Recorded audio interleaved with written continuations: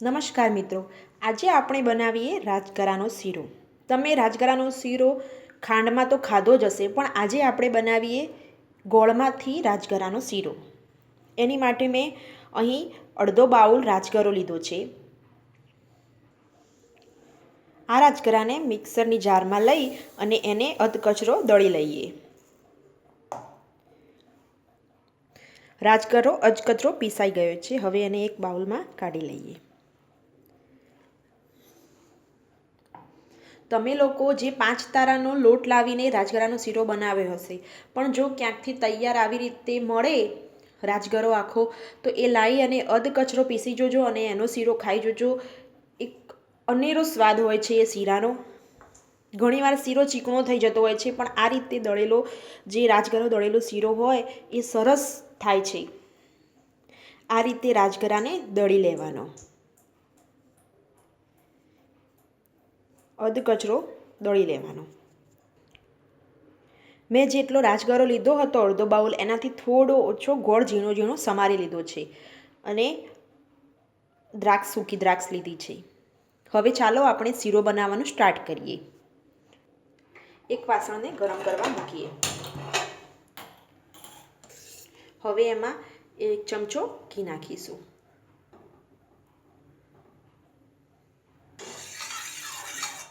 ઘી ગરમ થાય એટલે એમાં જે આપણે રાજગરો દળ્યો હતો એ એડ કરી લઈએ.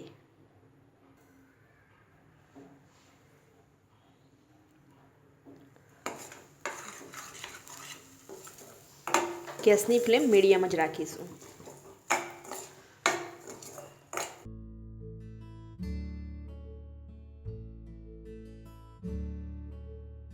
ધીમે ધીમે રાજગરાને શેકીશું.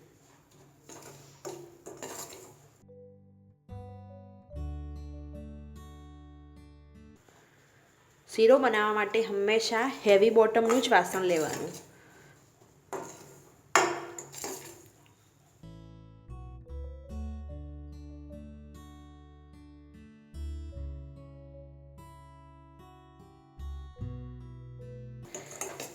જો તમે હલાવ્યા નહીં કરો તો નીચે ચોંટી જશે અને રાજગરો બ્લેક થઈ જશે.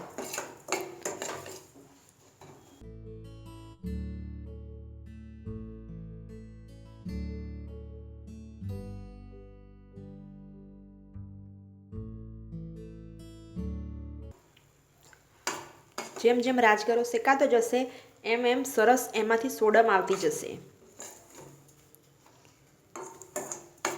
આપણો રાજગરો એકદમ સરસ શેકાઈ ગયો છે. હવે એમાં 1 બાઉલ પાણી એડ કરીશું.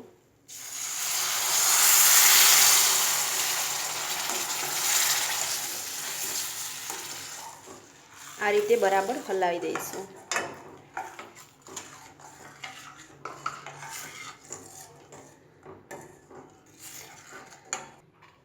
હવે એમાં દ્રાક્ષ એડ કરી લઈશું. જો તમને વધારે ચડેલી દ્રાક્ષ ભાવતી હોય તો તમે શેકતી વખતે શીરામાં નાખી શકો છો. એમાં જે મેં કટિંગ કરેલો ગોળ હતો એ એડ કરીશું. હવે બરાબર બધું મિક્સ કરી લઈએ.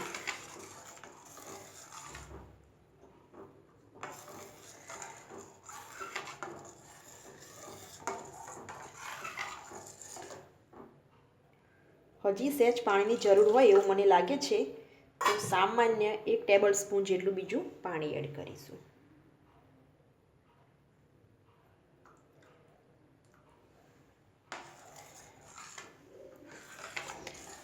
ને જ્યાં સુધી ગોળ ઓગળે નહીં ત્યાં સુધી બરાબર હલાવ્યા કરીશું.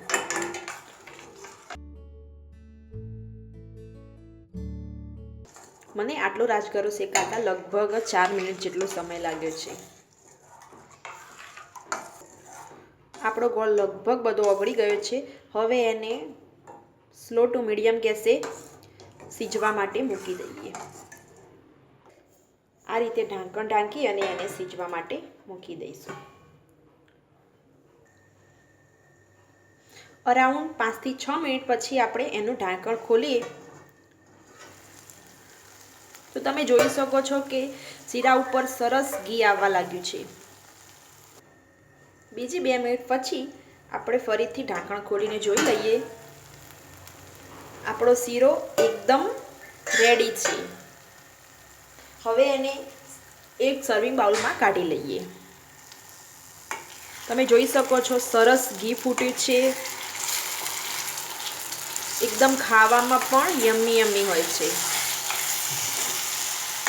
જો તમને ઢીલો ભાવતો હોય તો પાણીની માત્રા વધુ કરી શકો છો અને કડક આનાથી પણ ભાવતો હોય તો પાણી એકદમ ઓછું કરવાનું. તમે જોઈ શકો છો બિલકુલ નીચે ચોટ્યો નથી રાજગરાનો શીરો. આ શીરો મેં પ્રસાદી માટે બનાવ્યો છે. તો જો તમને આ રાજગરાનો શીરો પસંદ આવ્યો હોય તો મારા વિડીયોને લાઈક કરો, શેર કરો અને મારી ચેનલને સબસ્ક્રાઈબ કરો. ધન્યવાદ.